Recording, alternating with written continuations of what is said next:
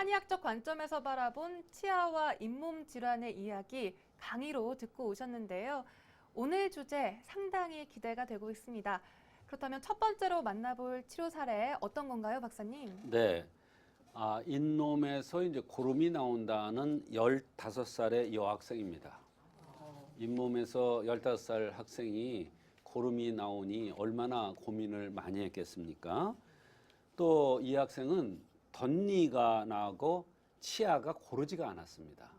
이 덧니가 나고 치아가 고르지 않다는 것도 상당히 중요한 진단 포인트가 되겠는데요. 치과를 다니면서 이런저런 치료를 해도 잘 치료가 안 되면서 자꾸 재발을 한다는 것입니다. 그러면서 혹시 한의학적으로 이것이 치료가 되는가 하고 어머니께서 문의해 오셨고 자세히 설명해서 그 학생이 왔는데 한약을 들고 나서 치과 선생님께서 깜짝 놀랄 정도로 좋아진 경우가 있어서 소개를 합니다. 자기가 단골로 다니던 치과를 갔더니 선생님께서 깜짝 놀라면서 무슨 치료를 해서 이렇게 좋아졌느냐는 이야기를 하더라는 것입니다. 네, 그렇다면 어떤 특징을 지닌 학생이었나요? 네, 15살 여학생인데 키가 166에 52kg 나가니까 겉으로 볼 때는 상당히 건장했습니다. 그러나 아이가 치아가 시원찮고 덧니가 있고 치아가 고르지 않으니까 잘 웃으려고 그러질 않더라고요. 치아가 고르지 않은 것은 한의학에서 치아 사이가 벌어지는 것과 마찬가지로 치아가 고르지 않고 덧니가 나고 그러는 것은 신의 원기가 부족하다는 것을 암시해 주고 있는 것입니다. 한의사가 진단을 할 때 치아가 고르지 않은 것을 보고 신의 원기가 부족하다는 것을 생각하지 않으면 병의 원인을 찾기가 상당히 어려울 것입니다.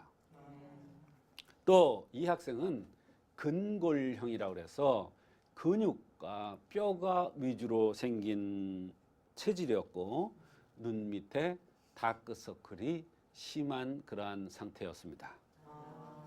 네, 박사님께서 근골형이라고 언급을 해주셨는데 조금 더 자세히 설명을 부탁드릴게요. 네, 근골형이 있고 피육형이 있습니다.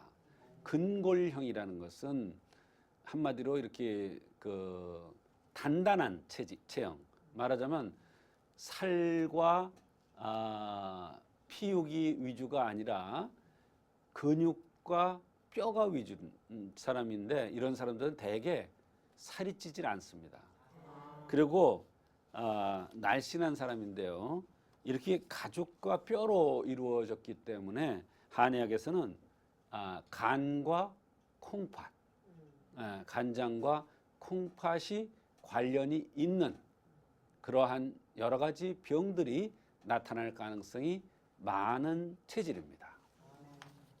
피육형은 살과 이 육으로 이루어졌기 때문에 이런 사람들은 비위가 주관하고 좀 물르고 부드러운 형입니다. 사실 남성은 근골형이 많고 피육형이 적습니다. 여성은 피육형이 많고 근골형이 적습니다. 그러나 여성 중에 남성과 같은 기질이 있는 사람들, 씩씩한 사람들은 근골형이 체질이죠. 그래서 이 학생은 근골형이에요. 그러니까 간과 신장으로 병이 올 가능성이 많고 이것이 아마도 잇몸에서 고름이 나오는 것과 연관이 많을 것이다. 이렇게 생각을 하고 접근을 한 것입니다. 네, 그렇다면 맥이나 그 밖의 특징들로는 또 어떤 것들이 있었나요, 박사님? 네, 맥은 86, 84맥으로서 별 뚜렷한 것이 없습니다만 그러나 심신관계가 나쁘다는 표시입니다. 심신입니다. 심장과 콩팥. 그러니까 이것은 즉 뿌리가 약하다는 것입니다. 심신, 즉 콩팥이 허약해서 여러 가지 병이 올 수 있다는 것을 암시하는 것입니다. 그 밖에도 여러 가지 불편함을 얘기했는데요. 잇몸에서 고름이 나와서 치과 치료를 많이 했는데 근본적인 치료가 안 되고 자꾸 재발을 한다는 것입니다.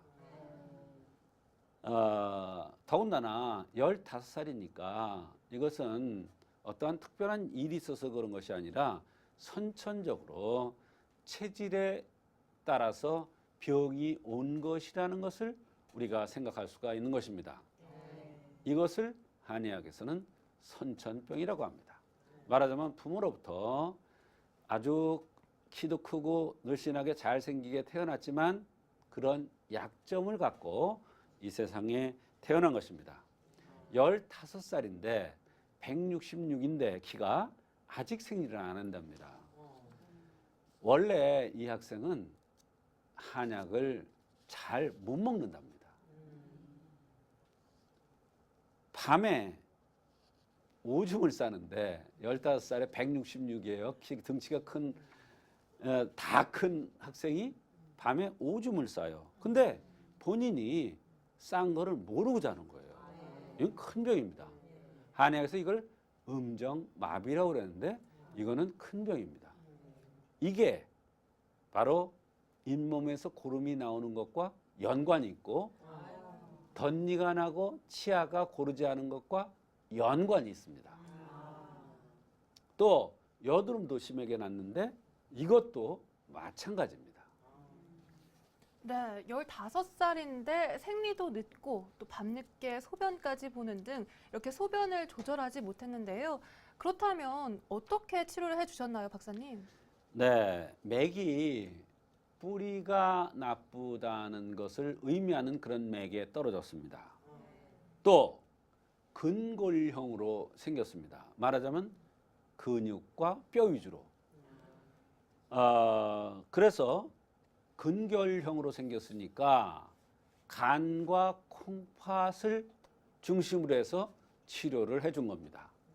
그런데 콩팥을 좋게 해주는 육미지황탄 계통약을 쓰면 수생목이 되기 때문에 콩팥도 좋아지고 간도 좋아질 수가 있습니다.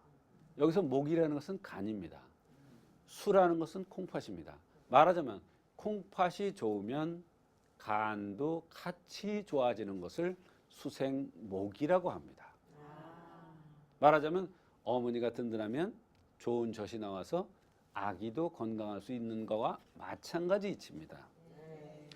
밤에 오줌을 싸고 이것을 본인이 알지 못하고 중간에 대개 소변을 실수하는 애들 보면은 중간에 일어나서 옷을 갈아입거나 딴 곳을 가서 자거나 이러는데 이 학생은 그대로 잔다는 거예요. 모르고. 그러니까 심각한 거죠. 쉽게 얘기하면 마비가 온 겁니다.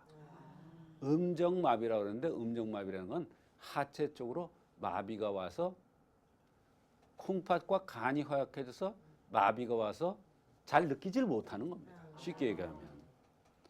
이것은 신이 부족돼서 나타나는 것이고 신장과 연관이 있는 간장이 함께 약해져서 나타나는 그런 것입니다. 그래서 육미지황탕에다가 택사를 거하고 익지인을 가한 이런 약을 투여해서 콩팥 기능이 원상 회복이 되고 콩팥 기능이 좋아지면서 잇몸까지 좋아질 수 있다는 것을 생각하고 이 약을 투여했던 것입니다. 네, 그렇다면 결과가 어땠나요, 박사님? 네, 이 학생은 원래 한약을 못 먹는다고 그랬어요. 그래서 엄마가 처음에 문의하러 왔을 때부터 한약을 못 먹는데 또 양방적으로 치과로 가서 치료도 안 되는데 이걸 너무 고민이다. 이 어떻게 해야 되느냐 이래고 내원했던 것입니다. 한약을 못 먹는다는 사람들이 많죠. 그러나 올바른 체질을 감별하고 그 병의 원인을 올바로 찾아내서 한약을 투여하면 한약을 못 먹는다는 사람도 잘 먹습니다. 이 학생도 예외는 아니었습니다. 이렇게 하체가 마비가 오는, 즉 음정 마비가 오는, 마비라는 것은 잘 안 풀립니다. 더군다나 15살 먹은 애가 마비가 왔다는 것은 선천병이기 때문에 더욱 안 풀립니다. 그래서 오래 써야 되는데 엄마 말이 큰일 났다는 거예요. 그래서 제가 그랬죠. 걱정 말라. 그거는 내 기술이니까. 아니나 달라요. 한약을 한 재를 먹였는데 너무나 아무 말 없이 잘 먹더라는 거예요. 아무 말 없이. 아마도 본인이 오줌 싸는 게 지겹고 여드름이 지겹고 잇몸에서 고름 나는 게 아마 지겨웠다는 모양입니다. 너무나 괴로웠던 것이죠.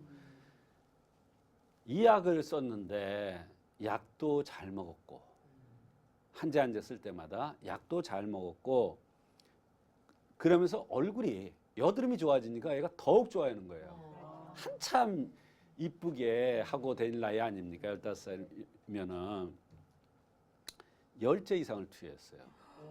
그러니까 뿌리가 마비가 됐으니까 선천적인 병이니까 오래 쓴 겁니다.